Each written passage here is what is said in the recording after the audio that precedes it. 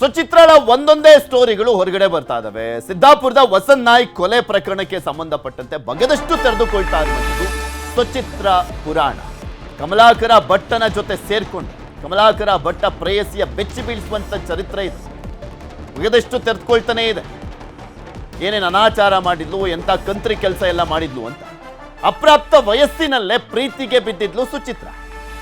ಜಾತ್ರೆಯಲ್ಲಿ ಮಹೇಶ್ಗೆ ಬಲೆ ಹಾಕಿದ್ಲು ಸುಚಿತ್ರ. ಜಾತ್ರೆಯ ಸಂದರ್ಭದಲ್ಲಿ ಲವ್ವಿ ಡವ್ವಿ ಶುರುವಾಗಿತ್ತು. ಮಹೇಶ್ ಅನ್ನುವಂಥವನಿಗೆ ಬಲೆ ಬೀಸಿದ್ಲು. 17ನೇ ವರ್ಷಕ್ಕೆ ಮಹೇಶ್ ಜೊತೆಗೆ ಲವ್ ಮಾಡಿದ್ದು, ಅದಾದ್ಮೇಲೆ ಮದುವೆನೂ ಕೂಡ ಆಗಿತ್ತು. 17ನೇ ವರ್ಷಕ್ಕೆ ಗಂಡನ ಮನೆ ಸೇರ್ತಾ ಇದ್ದಂತೆ ಶುರುವಾಗಿತ್ತು ಕಿರಿಕು. ಗಂಡನ ಮನೆಗೆ ಹೋಗ್ತಿದ್ದ ಹಾಗೆ ಜಗಳ ಎಲ್ಲ ಶುರು ಹಚ್ಕೊಂಡಿದ್ಲು. ಆಸ್ತಿಯಲ್ಲಿ ಭಾಗ ಕೇಳಿ ಜಗಳ ಆಡಿದ್ಲಂತೆ ಸುಚಿತ್ರ. ಆಸ್ತಿಯನ್ನ ಭಾಗ ಮಾಡಿದ್ದ ಮಹೇಶ್ ತಂದೆ. ಜಗಳ ಏನೋ ಆದ್ರೂ ಹೋಗ್ಲಿ, ನಿಂತ್ಕೊಂಡ್ರೆ ಸಾಕಪ್ಪ, ಇವರಿಬ್ರು ಚೆನ್ನಾಗಿದ್ರೆ ಸಾಕು ಅಂತ ಪಾಪ ತಂದೆ ಮಹೇಶನಿಗೆ ಭಾಗ ಮಾಡಿಕೊಟ್ಟಿದ್ರು. ಮಹೇಶ್ ಬೆಂಗಳೂರಿನಲ್ಲಿ ಕೆಲಸ ಮಾಡ್ತಾ ಇದ್ರು. ಸಿದ್ದಾಪುರದಲ್ಲಿ ಸುಚಿತ್ರಾಳ ನವರಂಗಿ ಆಟಗಳು ಶುರುವಾಗಿತ್ತು. ಗಂಡ ಬೆಂಗಳೂರಲ್ಲಿ ಕೆಲಸ ಮಾಡ್ತಾ ಇದ್ದ, ಆದರೆ ಸುಚಿತ್ರ ಮಾತ್ರ ಸಿದ್ದಾಪುರದಲ್ಲೇ ನವರಂಗಿ ಆಟ. ಹಲವರ ಜೊತೆ ಸಂಪರ್ಕ, ಹಣಕ್ಕಾಗಿ ಗಾಳವನ್ನ ಹಾಕ್ತಾ ಇದ್ರು. ಕಮಲಾಕರ ಭಟ್ ಕಣ್ಣಿಗೆ ಬಿದ್ದಿದ್ಲು ಸುಚಿತ್ರ. ಬ್ರೋಕರ್ ಆಗಿ ನೇಮಕ ಆಗ್ತಾಳೆ. ಅದಾದ್ಮೇಲೆ ಪ್ರೇಯಸಿ ಆಗ್ತಾಳೆ. ಪ್ರೇಯಸಿ ಜೊತೆ ಸೇರಿ ಕೊಲೆ ಕೇಸ್ನಲ್ಲಿ ಲಾಕ್ ಆದ ಈ ಕಮಲಾಕರ ಭಟ್ಟ. ಇವನು ಕೂಡ ತಗಲಾಕೊಂಡ. ಕಮಲಾಕರ ಭಟ್ಟ ಸುಚಿತ್ರ ಜೊತೆ ಸೇರ್ಕೊಂಡ ಕೊಲೆ ಪ್ರಕರಣದಲ್ಲಿ. ಅವಳ ಸ್ಟೋರಿಗಳು ಒಂದೊಂದೇ ಹೊರಗಡೆ ಬರ್ತಾ ಇದಾವೆ. ಮಹೇಶ, ವಸಂತ, ಕಮಲಾಕರ ಭಟ್ಟ, ಇನ್ ಯಾರ್ಯಾರೆಲ್ಲ ಲಿಸ್ಟಲ್ಲಿ ಇದಾರೋ ಏನೋ ಇವಳು ಲಿಸ್ಟಲ್ಲಿ. ಇನ್ನು ಸಿದ್ದಾಪುರ ಟು ಕಲಬುರಗಿಯವರೆಗೂ ಸುಚಿತ್ರ ಸಂಪರ್ಕ ಇದೆ. ನೋಡಿ ಇವಳು ಕಾಂಟ್ಯಾಕ್ಟ್ ಯಾವ ಲೆವೆಲ್ಗೆ ಅಂತ. ಸಿದ್ದಾಪುರ ಟು ಕಲಬುರಗಿವರೆಗೂ ಸುಚಿತ್ರ ಕನೆಕ್ಷನ್ ಇರೋದು. ಕಲಬುರಗಿ ಜಮೀನ್ದಾರ್ ಜೊತೆ ಲಿವ್ ಇನ್ ರಿಲೇಶನ್ಶಿಪ್ ಅಂತ. ಜಮೀನ್ದಾರ್ ಜೊತೆ 3 ವರ್ಷ live in relationship. Appu melodies Gulbarga ಅಂತ ಆರ್ಕೆಸ್ಟ್ರಾ ಓಪನ್. ಜಮೀನ್ದಾರ್ನಿಂದ ಹಣ ವಸೂಲಿ ಮಾಡಿ ಬಡ್ಡಿಗೆ ಬಿಡ್ತಾ ಇದ್ಲಂತೆ. ಸಿದ್ದಾಪುರದಲ್ಲಿ ಬಡ್ಡಿಗೆ ಹಣ ಬಿಟ್ಟಿದ್ಲು ಸುಚಿತ್ರ. ಲಿವ್ ಇನ್ ರಿಲೇಶನ್ಶಿಪ್ ಜೊತೆಗೆ ದುಡ್ಡು ಬೇರೆ ಇಸ್ಕೊಂಡು ಬಡ್ಡಿಗೆ ಬೇರೆ ಬಿಡ್ತಾ ಇದ್ಲು ಸಿದ್ದಾಪುರದಲ್ಲಿ. ಕಮಲಾಕರ ಭಟ್ಟ ಸಂಪರ್ಕ ಬಳಿಕ ಜಮೀನ್ದಾರ್ಗೆ ಟಾಟಾ ಮಾಡ್ತಾಳೆ. ಇನ್ನೊಂದು ದೊಡ್ಡ ಕುಳ ಸಿಕ್ತಲ್ಲ, ಸೊ ಅವನಿಗೆ ಗುಡ್ ಬೈ. ಅಲ್ಲಿ ಕಮಲಾಕರ ಭಟ್ಟ ಜೊತೆ ಮದ್ವೆಗೂ ನಡೆದಿತ್ತಂತೆ ಸಿದ್ಧತೆ. ಗಂಡ ಅಡ್ಡ ಬರ್ತಾನೆ ಅಂತ ಕೊಲೆಗೆ ಪ್ಲಾನ್ ಮಾಡಿ ಲಾಕ್ ಆದ್ರು. ಗಂಡ ಅಡ್ಡ ಬರ್ತಾನೆ, ಈ ಕಮಲಾಕರ ಭಟ್ಟನನ್ನ ಮದ್ವೆ ಆಗಕ್ಕೆ ಹೋದ್ರೆ, ಸೊ ಹೀಗಾಗಿ ಕೊಲೆಗೆ ಪ್ಲಾನ್ ಅನ್ನ ಮಾಡಿದ್ರು. ಅದಾದ್ಮೇಲೆ ತಗ್ಲಾಕೊಂಡ್ರು. ಸುಚಿತ್ರ ಪುರಾಣ ನೋಡಿ ಸಿದ್ದಾಪುರ ಟು ಕಲಬುರಗಿವರೆಗೂ ಕೂಡ ಇದೆ. ಅದು ಬಂದು ತಲುಪಿದ್ದು ಕಮಲಾಕರ ಭಟ್ಟನವರೆಗೂ. ಇದ್ರ ಬಗ್ಗೆ ಇನ್ನಷ್ಟು ಮಾಹಿತಿಯನ್ನ ಕೊಡ್ತಾ ಹೋಗ್ತಾರೆ ನಮ್ಮ ಕಾರವಾರದ ಪ್ರತಿನಿಧಿ ದರ್ಶನ್ ನಾಯ್ಕ್ ನಮ್ಮ ಜೊತೆ ಸಂಪರ್ಕದಲ್ಲಿ ಜಾಯ್ನ್ ಆಗಿದ್ದಾರೆ. ದರ್ಶನ್, ತನಿಖೆ ಮಾಡ್ತಾ ಈಕೆಯ ಯಾವೆಲ್ಲ ಮಾಹಿತಿಗಳು ಹೊರಗಡೆ ಬರ್ತಾ ಇದಾವೆ, ಸ್ಫೋಟಕ ವಿಚಾರಗಳು? ಯಾಕೆಂದ್ರೆ ಸಿದ್ದಾಪುರ ಟು ಕಲಬುರಗಿವರೆಗೂ ಕೂಡ ಕನೆಕ್ಷನ್ ಇದೆ ಇವಳ್ದು.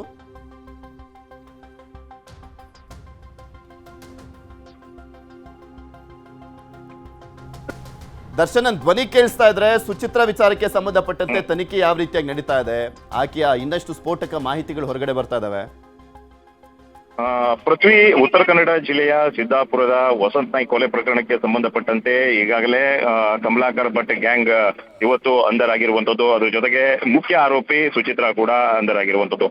ದಿನ ಕಳೆದಂತೆ ಇವರ ಮಾಹಿತಿಯನ್ನ ಕದಕ್ತಾ ಹೋದ್ರೆ ಕಮಲಾಕರ ಭಟ್ರದೇ ಒಂದು ಕರಾಳ ಮುಖ ಅನಾವರಣ ಆಗುತ್ತೆ. ಅದ್ರ ಜೊತೆಗೆ ಸುಚಿತ್ರಾಳ ಇನ್ನೊಂದು ಮುಖವು ಅನಾವರಣ ಆಗುತ್ತೆ. ಅಂದ್ರೆ ಕರಾಳ ಮುಖಗಳು.